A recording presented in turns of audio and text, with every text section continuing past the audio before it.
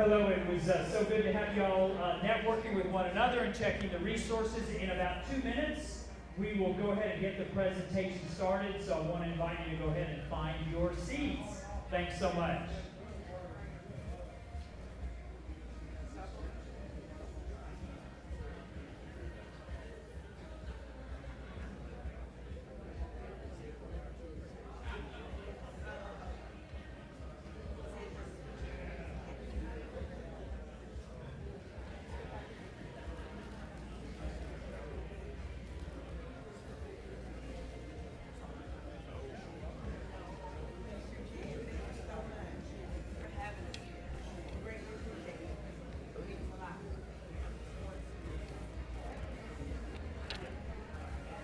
Oh, I was gonna get the bag.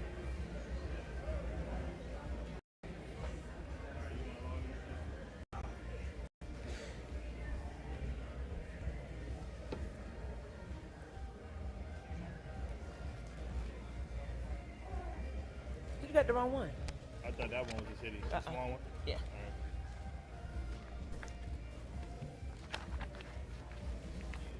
Well, I know you're coming over first, so whenever you're ready.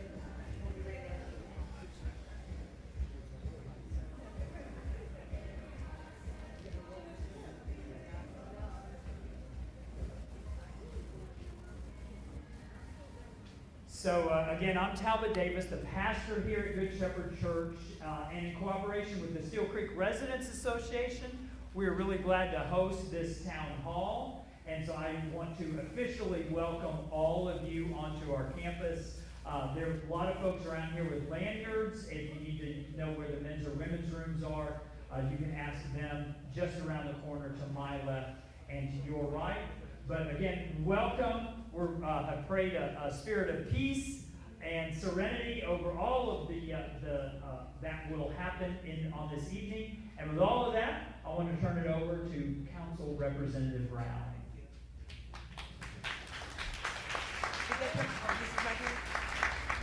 Hello, everyone. Hello, everyone. Good evening, good afternoon. Thank you so much for coming today. It's a pleasure to be here in front of you. Shout out to Good Shepherd. Thank you so much for having us and hosting us. You've already said that. Steel Creek Residents Association, we're going to kick off our town hall. We'll be open for questions and answers at the end of the session. And thank you so much for attending. All right, so first, we're going to have, let's see, our safety update. So we can get Captain Michael up here, please. Are you here? Come on to the stage for us, please.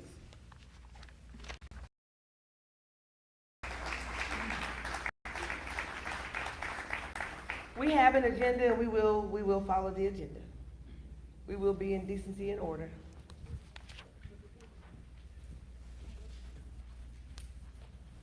Thank you, ma'am. Good evening. My name is Michael Carter, Captain Michael Carter, common spelling for Carter. I'm the captain for the Steel Creek Division here in CMPD. I represent the 80 or so men and women that serve in your division. Again, down here on Westinghouse Boulevard. I'll be with you for a few minutes this evening, just talk about some of the crime and some of the safety updates I have for you all. Hopefully take a couple questions from you in regards to our strategies and what we're doing here in CMPD and Steel Creek Division to keep this community safe. I do believe I'm going to be bringing you all some good news, because if you can believe it, crime is down across the city, in particular in the Steel Creek Division. As a reference, to take a look at the map on the board, just for your perspective, Metro Division encompasses Johnson C. Smith and the historic west side of Charlotte. And that's highlighted in orange here. Compare that to the size of the Steel Creek Division. We have a huge patrol division, and we're responsible for 60 square miles to police. If you take a look, compare that again to just Metro Division, which is only 13 square miles, you can see that the sheer size of Steel Creek Division is certainly a task to manage and to provide the police services to the community. But again, I think I'm bringing good news that even with our challenges with staffing, which has improved to a large degree, we're able to deliver fine police services. Here's some of the good news. If you look very closely, this is a comparison from year to year. January through May of last year compared to where we are right now during the same time frame. Violent crime in Steel Creek Division is down almost 30%. If you look up top there, it says homicides, 3 versus 6. In reality, that's probably gonna be 2. I believe one of those is gonna be ruled an overdose and not a homicide. So the numbers are even better than they appear there for you. We're very proud of the work that's being done to lower violent crime. But what do? Last fall, around October, November, the executive staff came up with a plan to shift some manpower during some of our busiest times during the day. So for 7 days a week for like 6 months, we were able to throw 13, 14, 15 additional officers to some of the hot spots in Steel Creek Division. What are those areas? Nations Ford Road and Arrowwood, Archdale and Nations Ford, Old Pineville and Archdale, Sharon Lakes and South Boulevard, the Pine Valley community, Springfield, places that historically we've had some challenges fighting, combating some of the violent crime. Well, it worked, and we rode that wave all the way up until now by being proactive and make sure we're being smart about how we deploy our resources and targeting the right violent offenders. If you look at the bottom of it, it talks about our property crimes. Again, a lot of good news there. The items you see in red that means they're up compared to last year. And right now, just take a look at commercial burglaries. We have 89 versus 62. I'm not wearing my glasses. You see a 44% increase, which is pretty significant. Why? We're working with public storage, and that is our main driver for commercial burglaries. Public storage and other units, other facilities where people store their properties. We're working with those individual companies to try to close some of the loopholes, allowing people to create bogus accounts and come to the property at night and then take their time and break into people's properties. But residential burglaries are down, very proud about that. And again, we have a whole plan we're working on to deal with some of the commercial B&Es. And a lot of that is working with the business owners and the management to try to come up with some strategies to deal with those commercial B&Es. Last year, auto thefts were crazy. You remember the Honda Kia challenge?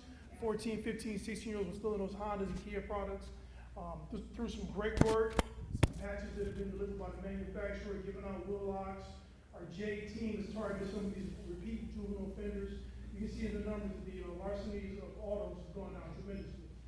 And then the larceny from autos, we call them LFAs, but even those are down. That's just the sheer number of cars that are being broken into in the division. And again, some of that is smart policing. We use our data to figure out where to put our officers, include decoy vehicles, walking beasts, et cetera, and it's paid off tremendously. So I added this graphic for you just to kind of show you where our top 10 most frequent calls for service, where are officers taking reports. The very top one you can disregard. The address 2227 West Allen Boulevard is our police station.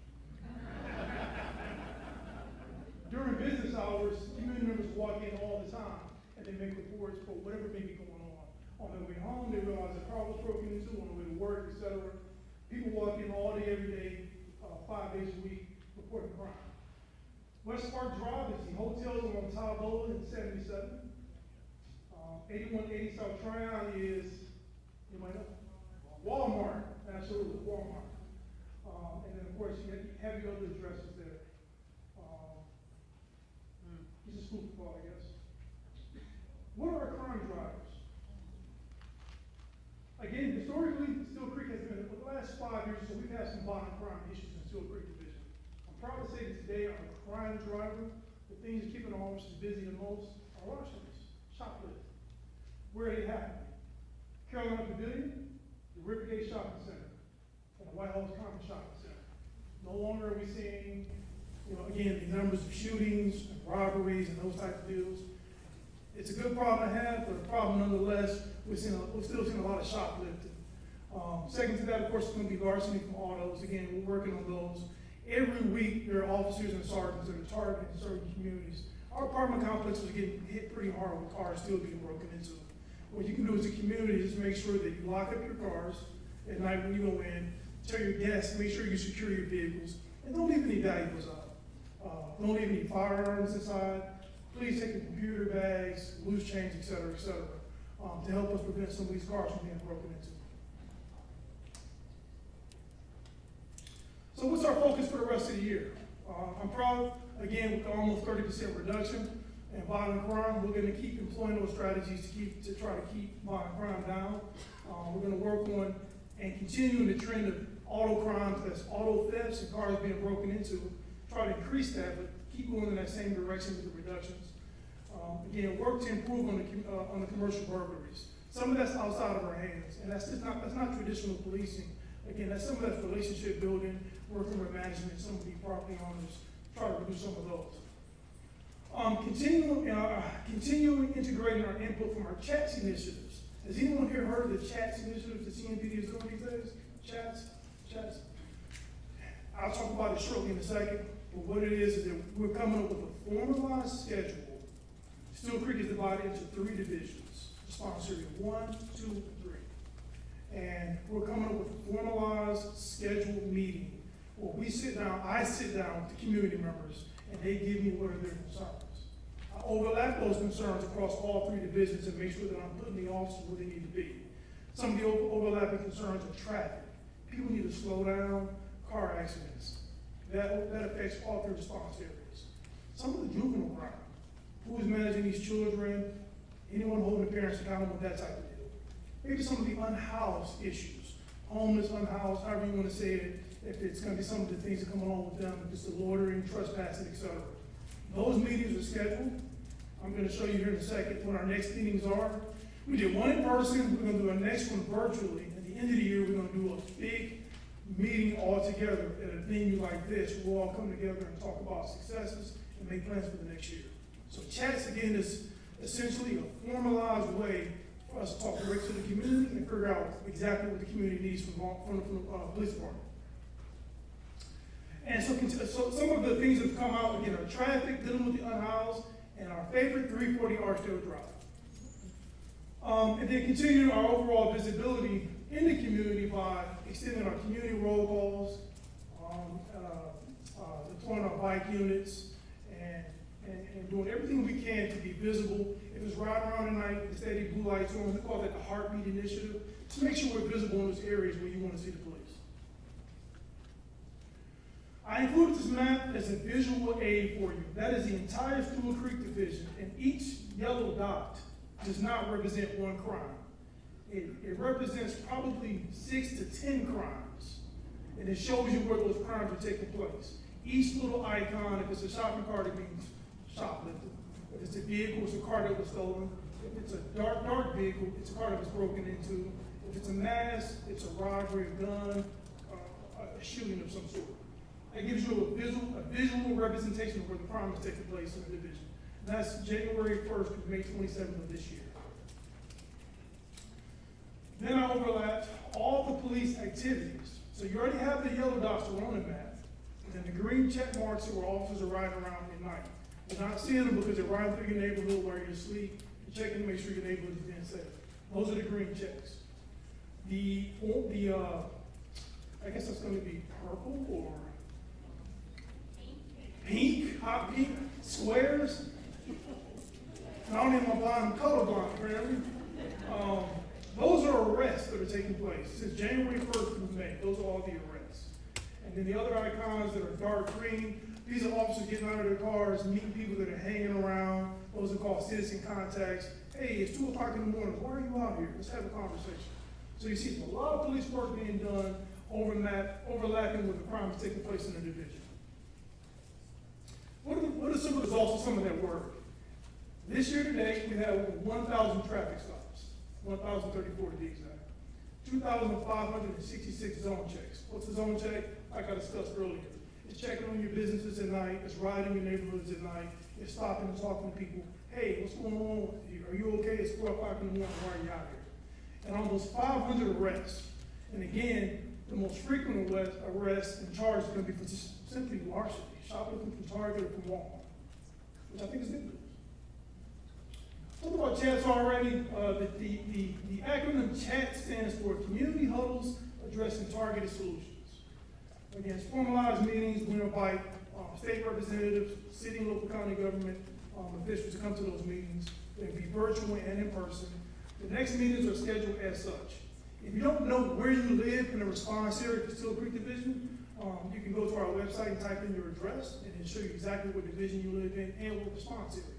If not, you can email me directly and I'll help you out with that. Again, those are the next meetings, June 24th, June 10th, and June 12th. I've added this graphic as a reminder of some of the local ordinances that have been recriminalized, and some of these are tools we're using to deal with some of the unhoused.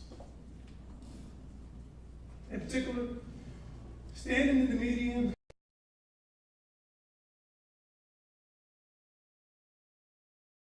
in our division along South Tryon with the signs, the unhoused. Supreme Court said that is free speech. You certainly can have a sign. It is not illegal to hold a sign saying, please help. What you cannot do is stand in the median anymore. The purpose of being in the street is to cross the street. You cannot stand in the median. That is against the law. This is what that law refers to. But they can stand on the sidewalk.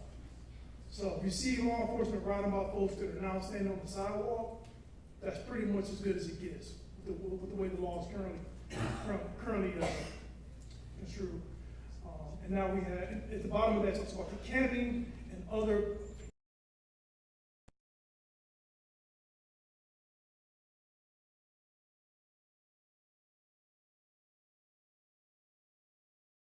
on public property. We're using those tools to help encourage folks to get some of the resources available through CNPD and through the city to help some of the unhoused. These examples of some of the pamphlets that the officers are giving out.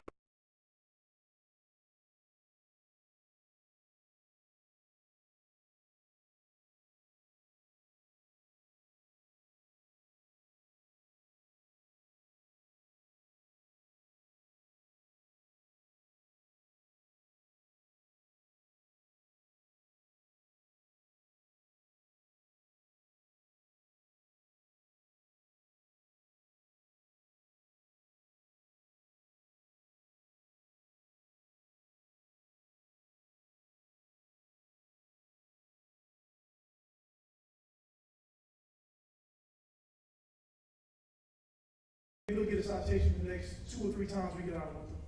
They won't come to court, they may have a failure to appear, and then we'll have to deal with it that way. Again, just another set of the resources we give out to our community members. We're very intentional to make sure the officers are out in Steel Creek making contact with these people. The unhoused, the homeless, however you want to phrase it, we try to treat them with dignity and respect, make sure they understand their resources are available. Including the one-step program where we're intentionally every other week we're out not doing a roundup, but taking account and speaking to people to see if there's anyone new out here that can use some of the resources. You should know the CNPD issues citations all week long for camping on the sidewalk and for standing in the median. We have tons and tons of data to back that up. These individuals have been educated and made aware that it's illegal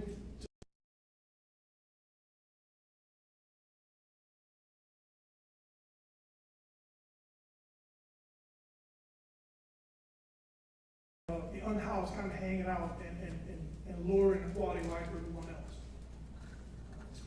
else. With that, I'll take any questions you may have. I hope I gave you some good news. Violent crime is down in Steel Creek, and we're off. You can wave, no questions? Oh, hold on, folks. Yeah, we're asking everybody to hold your questions to the end so that we can stay on the agenda. So write it down and we'll get back with all of the presenters at the end during our question and answer segment. Thank you. And also, just FYI, I'll be standing in the back of the room. If anyone wants to come speak to me one-on-one, I'll be standing back there. But thank you, folks.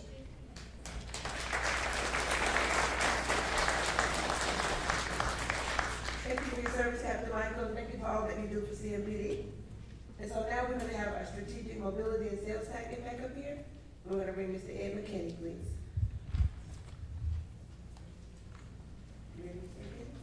Good evening.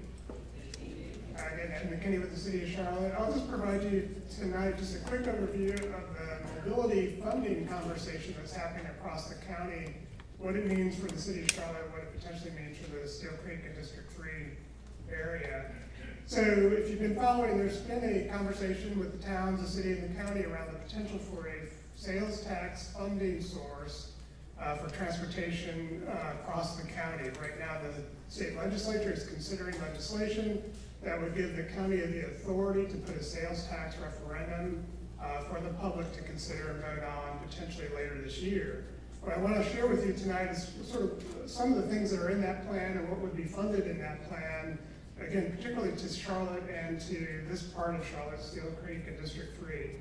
Key thing to remember here is that funding source would include transit and road investments. So the way we describe it is you'd have funding for roads, sidewalks, street lights, improvements to intersections, things like capacity, which I know is a big issue in Steel Creek. It would include funding for our bus investment and operations and funding for our rail system. So the idea here is funding across all the ways we move to essentially address the mobility needs we have across the city in all the ways we get around. For the city of Charlotte, we have a plan for what those road investments should look like. So we've been working with the city council for the last 2 or 3 years to sort of understand the needs and document all the needs, congestion, gaps in sidewalks, opportunities for street lighting, other infrastructure needs we have, and then develop essentially an approach and a plan for what those projects will be. We've got copies, if you've already met our folks at the strategic investment area table, we've got copies of that plan. So this has all the details of all the projects across the city, what we would do with that funding source and sort of the focus and priority of those investments. The way we focus that is in these ideas of sort of focused, targeted areas across the city that we call strategic investment areas. So we looked at those needs, where do we have high congestion, where are there safety issues, where do we have, again, gaps in infrastructure, and we sort of did a heat map, and we went to all those locations that had that kind of connection and collective set of needs. And so all those circles represent those heat spots. Steel Creek certainly is an example of that. So there's, in this book and in this plan, we have a sort of a range of all the projects that we would do in each of these areas. Steel Creek is a great example. This is a snapshot of what that looks like at the district level. So you've got, you can pick up one of these at the table in the back. This shows District 3 on the back. It sort of describes broadly the projects that are in each of those strategic areas within that district. And then the book has all the details of every project. What we did do in this past year is council created a program just last year with $55 million to test how we would invest in those strategic investment areas, and we used the Arrowwood area in District 3 as an example for that. So this is just a quick snapshot of one of the projects that we have already implemented. So we took one of the projects in that book, took a close look at the Arrowwood area, and started to target how we would do that investment. The approach there was just to show that with a plan, with a set of projects, we could actually start to implement projects quickly, efficiently, and targeted in areas that were in most need. And so this is an example of one of the sidewalk gaps. The team identified that, quickly got to implementation, and within a couple of months, actually put that project on the ground. So the idea of these strategic areas is just that. We could target projects with the right kind of funding and start doing investment across the city where these key needs are. What I want to do now juxtapose what the road investment looks like against the potential of some pretty significant transit investment. So side by side, you can see the District 3 strategic investment areas, the projects that sort of represented there on those dots.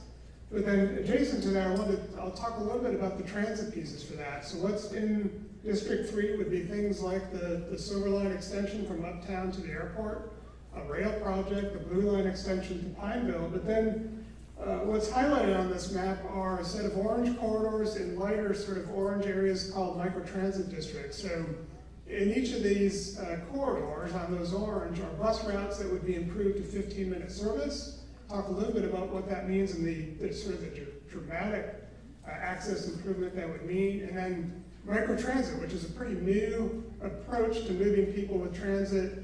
It actually does a really interesting, it's a really interesting approach to places like Steel Creek, where providing access in a fixed route system or certainly rails is a challenge. And so in areas like Steel Creek, we can provide point-to-point microtransit service in broad parts of the district. Highlights of the idea of these 15-minute corridors. The South Tryon corridor, West Boulevard are two examples of those bus corridors. We would improve that service to 15 minutes.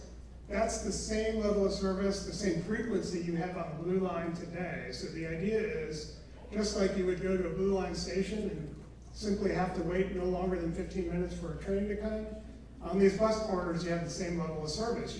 You'd be able to get to a bus within 15 minutes of arriving at that bus stop. So the idea is essentially to dramatically change the experience and access and connectivity of our bus system with large improvements to our frequency.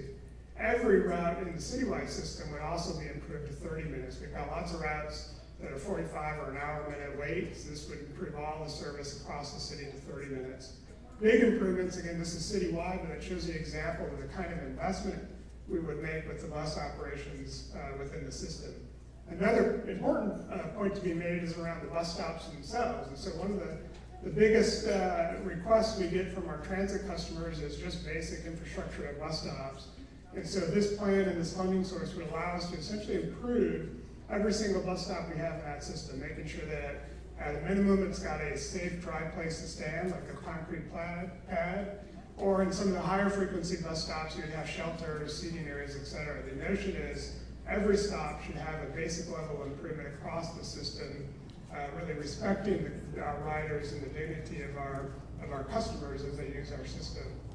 And then one of the last things I want to talk about quickly is microtransit. I don't know how many of you have been following what CATS has done in the northern towns with a test pilot, which took essentially an existing route in the North Mecklenburg towns and converted it into a microtransit zone.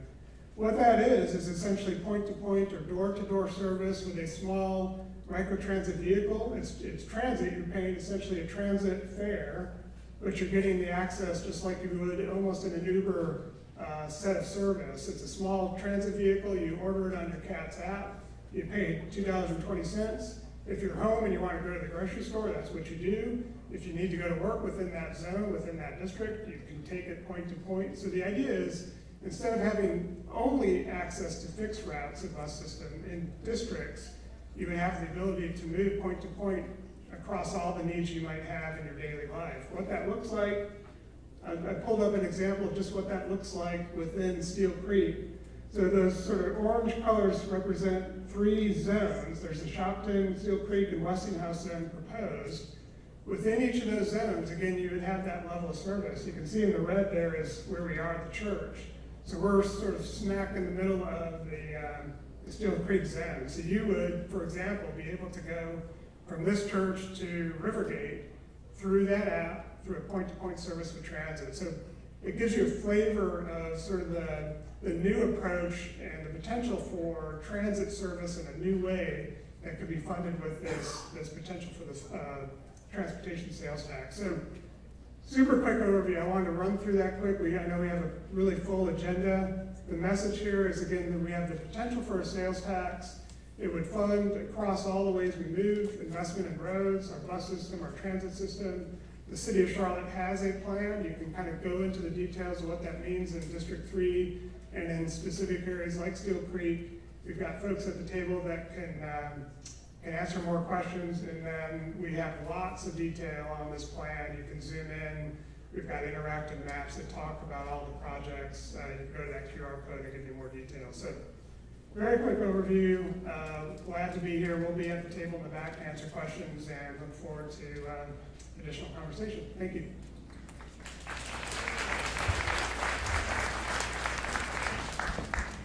Thank you, Mr. McKinney and the staff and all your hard work that you put in your department. Now we're going to have our update from I-77 project update. Are you here? Oh, you're in the front? Okay, come on up. We're going to have Brett and Jimmy.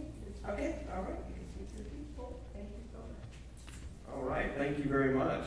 We appreciate the invitation to come to the town hall meeting tonight to tell everyone a little bit about the I-77 South Express Link project.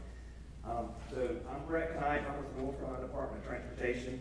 This is Jenny Newcaster. She's with our consultant RS&H that's helping us with the project development work on that project. So again, try to be brief. I know there's a lot of information to cover, and we'll try to do our best to stay on schedule. So we'll talk about what the project is, project overview, a little bit about tolling and express lanes. Jenny will talk about project development and delivery, our community engagement, which is what we're doing here tonight, beginning that process, and the schedule, the next steps. So what is this project? It's the green line you see, rather the blue line you see towards the bottom of the screen with the 77 shield on it. It's a project that runs from uptown Charlotte around I-277 to Brookshire interchange down to the South Carolina state line. It's a project that came out of a study from way back in 2007 that was initiated as a joint effort between the City of Charlotte, North Carolina Department of Transportation, South Carolina DOT, we participated in that as well. And it's been a part of the local transportation plan for going on 2 decades now. And it is part of our state transportation improvement program as well. And so this study that we see there, the Fast Lane study in 2007, identified several corridors in our region that could be identified for either tolling or express lanes, similar to the I-77 North. And down there on the lower right side, you see the Monroe Expressway. That's a project that's been open for a while. If anyone's ever traveled out in that direction, that's a standalone toll facility. I-485 on the bottom, that's under construction right now. That's another managed lanes project. And all of these projects came out of this study and this recommendation through a process with collaboration with NCDOT, but also with the Charlotte Regional Transportation Planning Organization. That's a group comprised of local elected officials that help make these key transportation decisions. So here it is, here's the project. It is about 11 miles from Brookshire down to the South Carolina state line. So the project's going to include widening. It's going to include rebuilding of almost every interchange along the corridor. It's actually the largest project the state's ever considered at $3.2 billion. It's going to require us to, like I said, rebuild bridges and interchanges. There's going to be direct connect opportunities. That's where you can enter the express lanes from particular routes like I-277, I-485, areas like that. So what's the difference in expressways and express lanes? So the Monroe Expressway, as I mentioned a moment ago, is a standalone toll facility. You can travel end to end for a pretty much set toll rate. You know what to expect when you get there. And it's a reasonable rate. I mean, I know I travel on it when my family goes to the beach in particular. It's a great way to avoid 20-something traffic signals in Monroe. Express lanes are similar, except that you have a choice to go in an express lane or stay in the general purpose lane. That's similar to I-77 north of the city, and that was the state's first public-private partnership project and the first project of its kind. But I think as time goes on and as North Carolina continues to grow, particularly the Charlotte region, these types of projects are being explored more and more often here in other states as well. So you can see this, this is an exhibit that it just shows how express lanes would be on the inside near the median, and general purpose lanes would be on the right side of the road. And locations up and down the I-77 corridor may look a little bit different than what this picture shows. There may even be areas where it would become necessary to elevate the express lanes as opposed to widening I-77 out because of all the constraints that are up and down the corridor. Jenny will probably touch on some of those in her portion of the presentation. But again, it's a separate lane in a highway corridor that allows you a choice to pay to use the express lanes and get a more reliable travel time as opposed to staying in the general purpose lanes. And again, the intent is to manage the traffic, right? It's not the ultimate congestion relief. I think that's something that's well known. We're not able to widen our way out of all congestion, particularly in these urban areas, and this is playing out all across the country. So the goal here is to manage vehicular traffic, manage congestion, and give folks a more reliable travel time option. So here's the examples of why we would choose to implement express lanes. In the Charlotte area, just a couple of quick stats. 41 hours on average folks spend in traffic, costing them $711 a year. The I-77 South Corridor has a higher crash rate, much higher crash rate than other similar urban corridors, 2.5 times higher. And in general, Mecklenburg County has the highest crash rate in the state of North Carolina. It has everything to do with congestion. congestion turns into accidents, and those two components can't really be separated. You can see that 85% of the crashes on the roadway have been congestion related. So this is why, again, we've decided along with the MPO to implement these type of projects. So we can improve mobility with this project. We can enhance the design elements and the widening. That means that at every interchange we rebuild, we get the opportunity to modernize and bring in other improvements that would facilitate, bike and pedestrian and transit-oriented improvements, okay? So it could be that we can include bus stops, working with CATs and things like that, but certainly we work with the Charlotte Department of Transportation to define what those roadways would look like that cross over 77 that we're gonna have to reconstruct around the interchange. So I'm gonna turn it over to Jenny to try to keep us on track in the rest of the presentation. I'll try to go quickly just to talk a little bit about the process that we're going through. We are receiving federal funding for this project and we'll need permits from federal agencies. So we're going through the National Environmental Policy Act, and it kind of walks through the process that we're taking. Brett talked about kind of the purpose and need for the project to help improve mobility and provide that reliable travel time. So we're in the process of developing different alternatives to try to meet that purpose. So we're developing interchange alternatives and looking at different options for that widening, and like Brett mentioned, looking at possibly elevating those express lanes in some areas. And then all of that will lead us to evaluating how those different alternatives will impact the environment. So if you've driven up 77, there's a lot of development on either side of the road. We've got streams and wetlands and parks and cemeteries and historic properties. And a lot of things that we have the potential to impact. So we're taking a close look at those, and that's kind of where we are in the process right now. We're doing noise studies to try to evaluate potential noise impacts from the project. We're surveying the streams and wetlands. You may have seen folks out in the Orange Fest doing surveys for different things out in the area. From there, we'll be having a public meeting. We'll be coming back in the fall to present the more detailed design plans, which is, I know what most folks are interested in seeing exactly, where the lines on the map are going to be and what the potential impacts to the properties would be. So we'll be back with those in the fall. And then from there, selecting our preferred alternative that'll move forward, and then they'll start buying right away and moving utilities and ultimately constructing the project.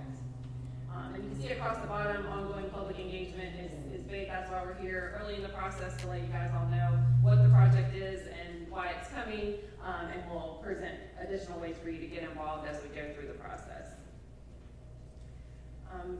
Brett mentioned the high price tag of the project and also noted the 77 project to the north was a public-private partnership.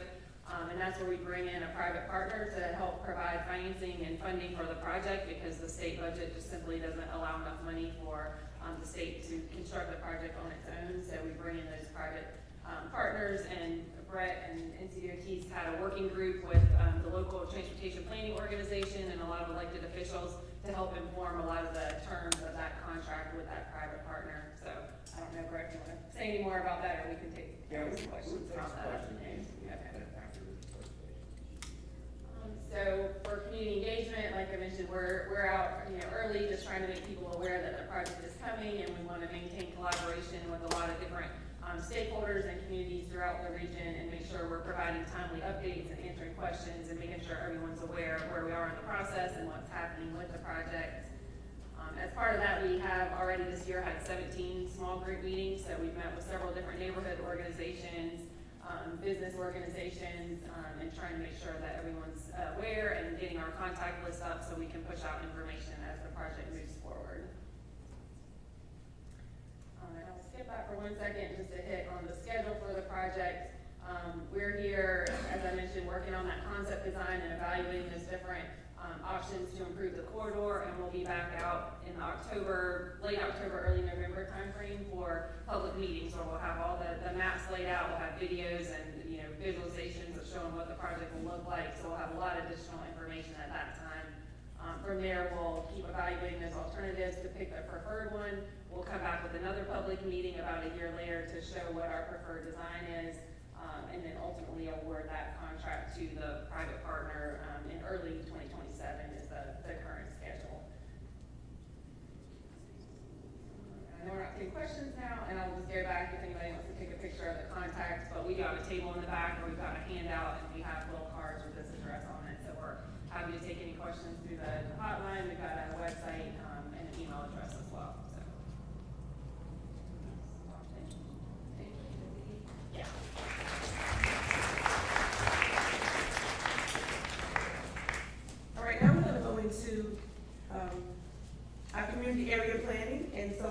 have Kathy Cornetta. And this is where you get to speak to her at the end about your voice, what you want to see in development, the planning, the zoning. So, come on. Thank you so much. Good evening. My name is Kathy Cornett, and I work with Charlotte Planning, Design, and Development in the Long Range Planning Division. So my counterpart, Holly Kramer, is here tonight as well, and she works with entitlement services. So my group focuses on the next 20 years, so long range planning. Holly will talk to you a little bit more about things that you are seeing coming online today, like current planning. So I don't have to tell you that Charlotte is a very popular place to be, and people are clamoring to get here, and we have experienced tremendous growth over the past 20 years, and we will continue to experience quite a bit of growth over the next 20 years as well. So we're projected to add about 400,000 new residents and 200,000 new jobs. And when I talk about these growth projections, those are regional growth projections that we take down to the city level, so they funnel up to what our whole region's growth is expected to be. So knowing that we have this growth, we knew that we needed to update our toolbox based on where our community is and the amount of growth that we've experienced and where we're going in the future. So in 2021, we adopted a comprehensive plan, which was Charlotte's first comprehensive plan since 1975. And that is really our overarching document that guides growth throughout the city, and really all of the plans that we're talking about here tonight kind of fall under the umbrella of the comprehensive plans. It also outlines a planning framework that there's different tiers of plans based on what the need is. So for example, Ed was referencing the strategic mobility plan. That's the second tier, kind of a more broad document. The community area plans that I'm talking about tonight, those are the third tier. And then there's a fourth tier as well, which are specific plans. So once we lay the foundation of the comprehensive plan and the community area plans, that'll set up the mechanism for us to do specific plans that are more targeted on specific issues and specific implementation items as well. So all of this work is about creating complete community, so having access to jobs, goods, and services all in the area which you live in. And we are developing 14 plans over a 2-year period, so we're kind of at the tail end of it now in the review and adoption process. But if you talk to any other community, that's really a tremendous effort. That's not something that is typically done all 14 at one time. And the 2-year time frame is significant as well. But I think over the 5 phases that we've had over the past 2 years, I think that the important thing to take away from this is each one of those phases had a deliverable that is now packaged up in the plans that we have available for review online. So engagement-wise, over the past 2 years, we've done a variety of different engagement tactics, both in-person, online, 24/7 availability, all of those types of things. And we've reached over 400,000 people. We've had over 6,000 interactions, and throughout the whole process, we've received 1,700 comments, and we're continuing to receive comments on the plans as well. As Councilmember Brown mentioned, the documents are online, and we're still accepting comments in a variety of ways. I'll talk about that in a little bit.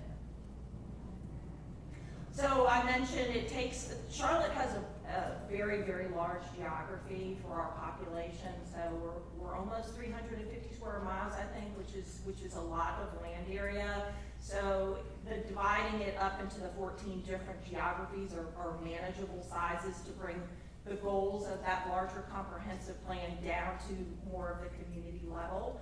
So they were all created through a systematic process. They were all created the same way. They have the same format, the same components, but some of the content is unique based on the geography, specific to that particular geography. And the goal or the approach is to accommodate growth in ways that we heard throughout these processes that are important to the community, respecting existing neighborhoods, aligning growth with infrastructure capacity, and creating vibrant places to live and centers where you have access to amenities and jobs and other things that you need in your daily life. So why should you care? What's the value in it for not only the community, but elected officials and the development community as well?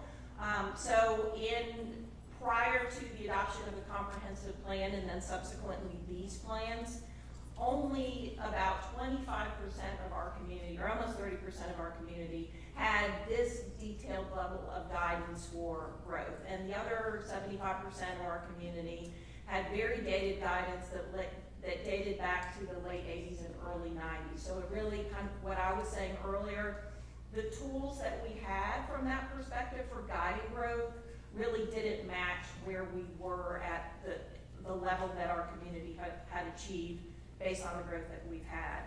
It develops more clear criteria for what kind of changes can occur in neighborhoods, clearer direction for the rezoning process. It's more transparent in how rezonings are evaluated in terms of the goals and guidance that I'm talking about.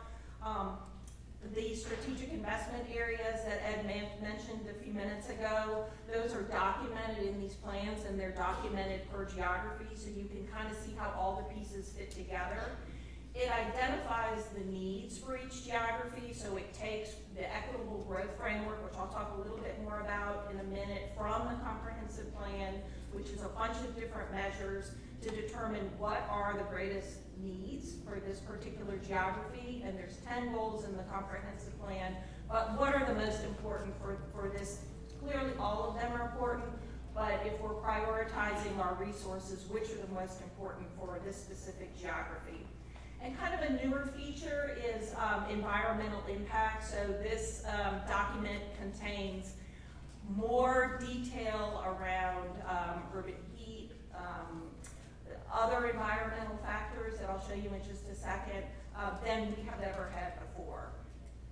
So this is an outline of the table of contents. So each of the plans has the same table of contents. There's an introduction, a community area profile, community needs and goals, a section called Creating Complete Communities that focuses on future development, supporting the vision, which focuses on needed projects and programs. There's an implementation guide and an appendix. So for the community needs section that I mentioned, so this takes that equitable growth framework, again, from the comprehensive plan, applies it to this specific geography. And this is an example from the Southwest Outer Community Area Plan, and talks about what the greatest needs are for that particular geography. So there's a scale of measurements, 1 to 5, and for the Southwest Outer, the greatest needs are access to housing, access to jobs, access to amenities, and then the environmental justice component. So the measures in environmental justice include things like tree canopy, proximity to heavy industrial, transportation and infrastructure, and floodplain. For the Creating Complete Communities section, this gives you an idea of what type of change you can expect over time from a development perspective, the types of development and the intensity.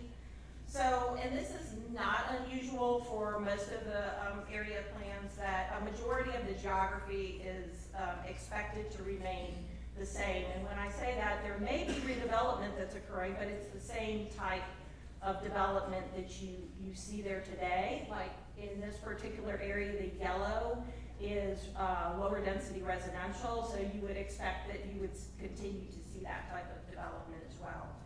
And about 15% is where you can expect to see change, and that typically, for most of the geographies, is in our centers. And the centers are really where we would expect to be able to accommodate more intense growth.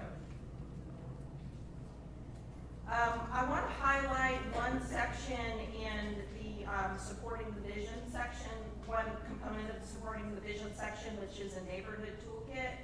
So that neighborhood toolkit takes 50 different programs that the city offers today, and then categorizes them by the categories that are within this particular section, so open space, mobility, community character, etc.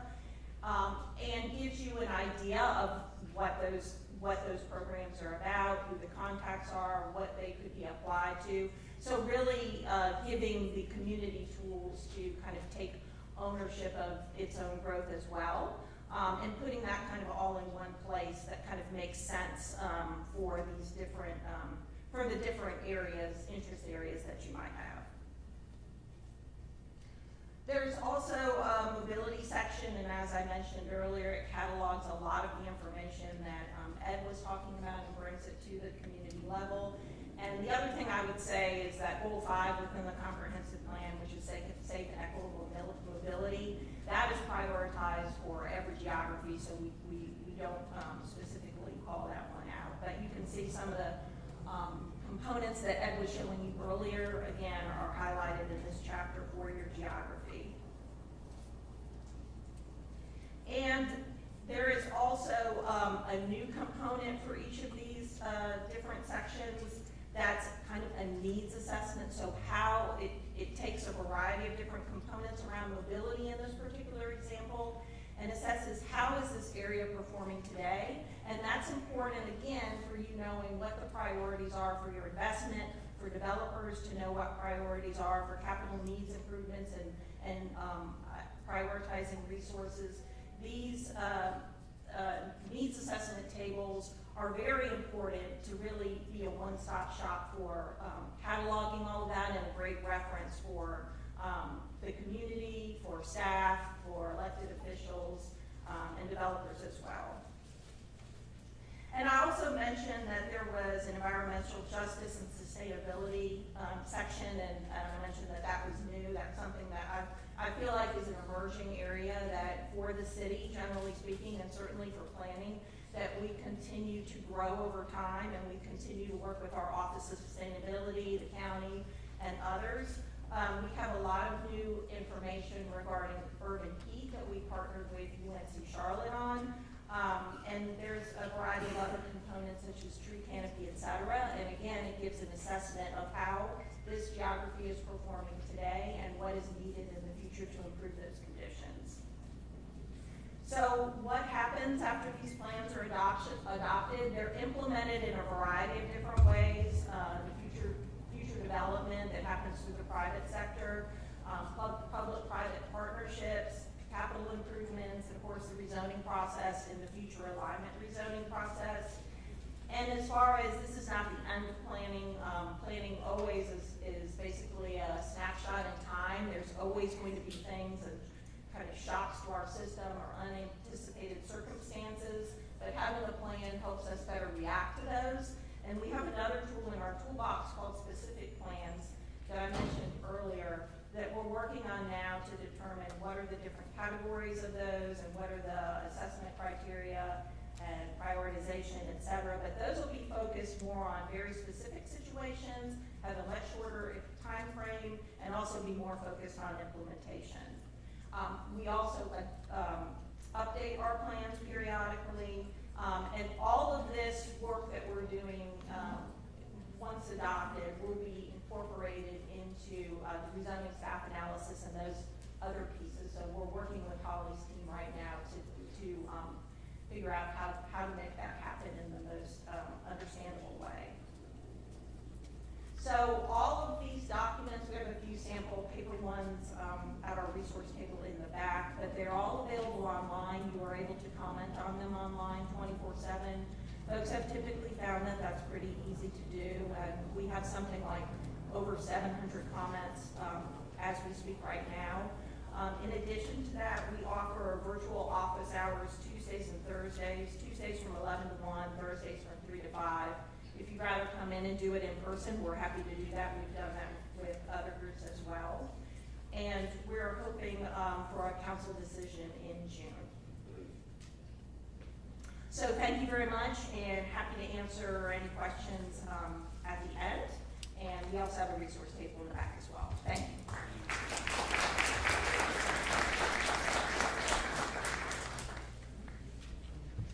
Okay, along the same lines, we're gonna bring up Holly. Holly has been working closely with community and making sure that your voice is heard. So Holly, if you come on up about District 3 zoning, the petitions that we have going on. Thank you so much, Holly.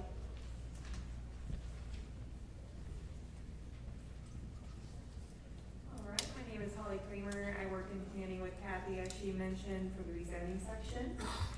I'll be going over District 3, mostly the rezoning process and how you all can get involved, because that's what really matters, is being able to hear your voice.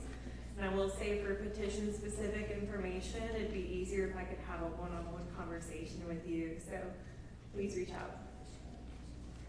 This is a list of the active petitions that we have right now in District 3. So just for reference, we have 2 that are going to be going to hearing in June, tentatively, and we had 2 that went to hearing just this past month, last week, or on the 19th. So the rezoning process. The rezoning process is how we change the zoning classification, and every single parcel within our city limits and within our extraterritorial jurisdiction is zoned by Charlotte. And there are 2 types of rezoning petitions that we have. So we have conventional petitions, and then we have conditional cases. So conventional is essentially a petitioner coming in and requesting a zoning district and saying that they would like any uses allowed by right, and saying, I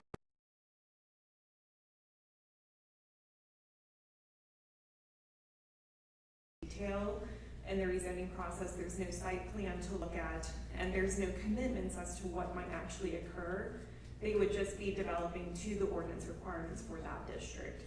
And then we have conditional petitions. So conditional petitions are really where we see you all get involved a little bit more on, because there's a lot more community engagement that can happen when we know what might be happening on the ground. So conditional petitions have either a full on-site plan showing what the development may look like, or you might just have notes maybe prohibiting certain things on the site.